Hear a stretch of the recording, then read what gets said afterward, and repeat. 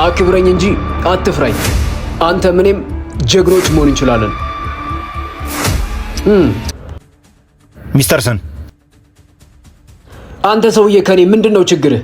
ስሜን ተወደዋለህ ልበል? ለምን ታቷ ተሰራው? እኔ በአንተ ምክንያት ሰፈሩንም ጠላሁት፣ ህይወቴም ማስጠላኝሽ።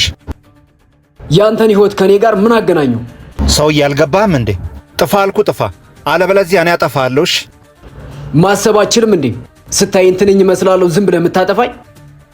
ስታይ ምቾት የሚነሳ ከሆነ ከፈለክ አንተ ከዚህ ሰፈር መጥፋት ትችላለህ። ቆይ ምንድነው የምትፈልገው? 1 ቢሊዮን ብር። ሰውዬ ስለምን እንደምታወራ አልገባኝም። ስማ፣ የምትፈልገውን ሁሉ አደርግልሃለሁ። እሺ፣ ግን ከዚህ ሰፈር ጥፋ። አንተ ስለፈለክ ብቻ እኔን ከዚህ ሰፈር ማጥፋት አትችልም፣ እኔ ካልፈቀድኩ በስተቀር። ደግሞ በራስ መተማመን ስለሌለህ ነው እንጂ የኔ እዚህ ሰፈር መኖር ለአንተ ኩራት ነው እንጂ ስጋት አይደለም። አክብረኝ እንጂ አትፍራኝ።